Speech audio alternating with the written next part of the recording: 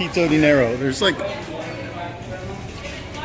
4 white people working in this Del Taco. It's like all white people. Makes you think, because all the time one of the defenses for Hispanics working or coming across illegally is they're doing jobs that white people wouldn't do. Really, it's not true. White people will do the jobs. Any job. White people did it during the Industrial Revolution. White people did it before the Industrial Revolution. White people did it since white people didn't always have Mexicans to garden for them. You know, when they were living in Europe 1,000 years ago. And this person's just gonna fucking drive in it. Yeah. Okay, she's old, I'm sorry. But the thing is, that's the problem with made up arguments. They don't hold water. They're going to be found out, and it's just going to make the other side pissed. And the problem is the arguments that are presented in the media are exactly those sort of arguments. But Hispanics have legitimate arguments. They don't need to resort to lies. But they don't know. They don't research. A lot of them don't research enough. They don't know the truth. They watch the same media as the white people. And they use often rationalizations, and it just serves to divide the population. So let's talk about some more myths. They say that Mexico owned California, and therefore it's okay for them to come into, you know, the western states, California along with other states, Texas and all that. But the thing is, it's not true. On the other side, the white people's argument that, you know, they have no legitimacy is also not true. A lot of that goes back to wars of intervention, IMF, World Bank, sabotage that we've done over there in Latin America. But here's some actual history, because both sides get it wrong. I believe the Mexican-American, well, first there was the independent, Mexico's War of Independence that America helped arm. You know, what a surprise. We helped them get their independence. That was 1821, I believe, not very long ago. Well, guess what?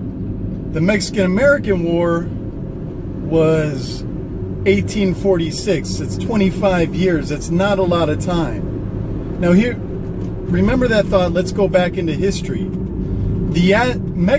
Traditional Mexico is the Aztec Empire, which was not a great nation or a good, I mean, there was great nations usually on the east coast of America. Kind of a different story. The thing was, it was a brutal empire, kind of like a Rome. And that's why it took less than 1,000 of Cortez's men to be able to conquer this empire of like 22 million people. Granted, they didn't have horses, they didn't have gunpowder, they didn't have weapons. They had weapons. They had like sticks and very rudimentary, you know, devices, bows and arrows or that type of stuff. Neolithic sort of weaponry. They didn't have steel, swords, guns, but still 22 million people. How would a bunch of Spaniard mercenaries with diseases of the heart, as Cortez explained it, you know, just really kind of bad soldiers of fortune, how would they defeat an empire of 22 million, roughly, give or take, people? That's because the Aztec Empire was a brutal empire, and they were able to get other natives to cooperate.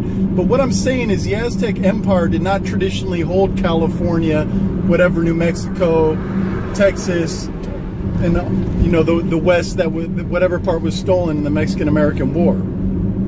It was roughly the same as it is today.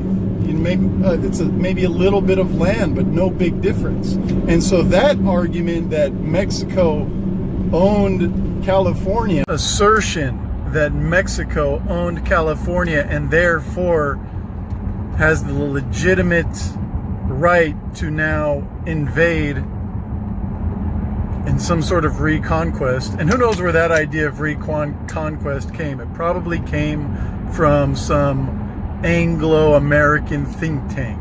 They started pushing that idea. Is that a conspiracy theory? Maybe people should start understanding that the rich do what's in their best interests, especially in the short term. They like to think they're better than they really are. Like the majority of people, the majority of Americans like to think they're smarter than they are, they're better looking than they are better leaders than they are. This is what it is.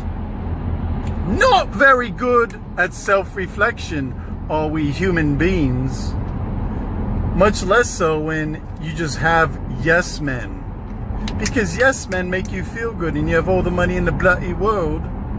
So, keep them there. Keep them saying yes. They're going to be afraid to upset you, afraid to say no.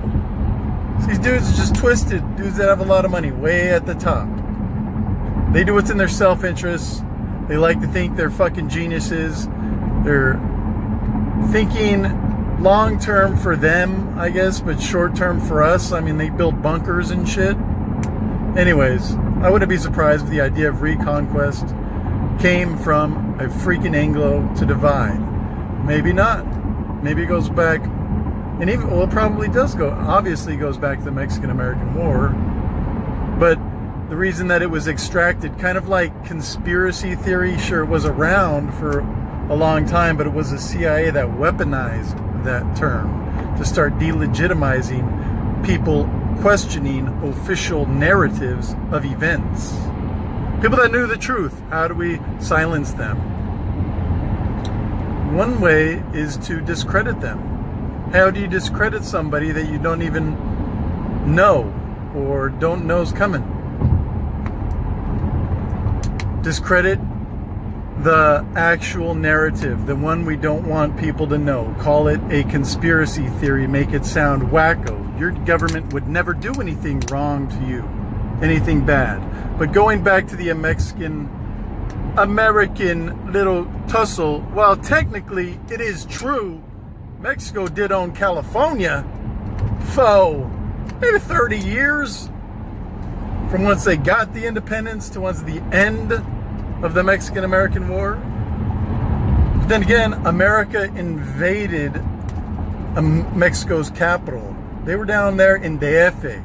La verdad, los gringos de Estados Unidos estaban allá en DF, Distrito Federal. Estoy hablando la verdad. La verdad es que yo soy güero y yo no puedo hablar español perfecto, lo siento. Pero, sorry, but anyways, I'm just saying. They were down there. They were down there in fucking the capital. So, America gave a lot of land back. But it was an invasion.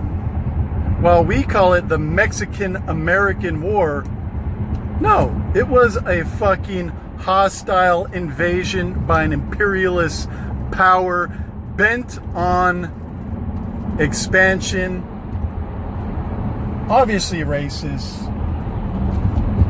at least imperialist. They were fucking Anglos. Need I say more? Have they ever not been so? Well, I think Columbus was Jewish.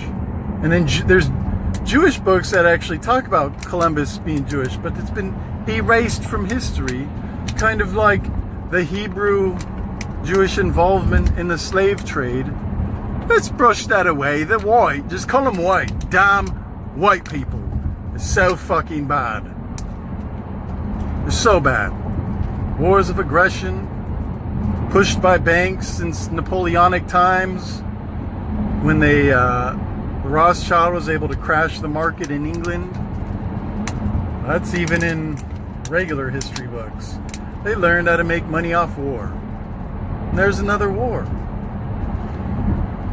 Anyways, so it is technically legitimate. At the same time, 25 years out of 18,000 years of human history, not significant.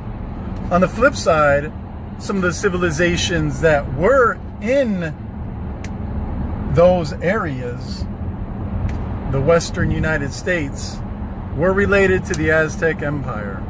We're their cousins. I'm riding somebody's ass right now, so I do not want to fucking put on the brake. Sorry for cussing. These new cars, the BMWs, they have eco mode, where in this car, if you let off the gas, the RPMs just drop and it coasts. So there's no more drag created by the cylinders in the motor going up and down, creating that friction, turning that energy into heat. You know, it's just disengaged. It's brought down to a half an RPM, and I coast. So it's really awesome for efficiency's sake. It's kind of like having a 5-speed. That was one of the great benefits of a 5-speed. You can just put it in neutral and coast. Complete tangent. Pero discúlpame, yo quiero hablar de dos lados. Siempre tenemos dos lados a historia. Y yo quiero hacer, ¿cómo se dice? Fair. Anyways, I hope you all have a freaking fabulous day. It's a beautiful day. It rained crazy. I could see all the mountains. It was cold as hell. There were no contrails in the sky. I knew as soon as it started warming up, which today it is, there's grid patterns in the sky, persistent contrails, and our air is going back to gray. Anyways, fabulous day. Hope you enjoyed the video. Take care. Thanks for watching.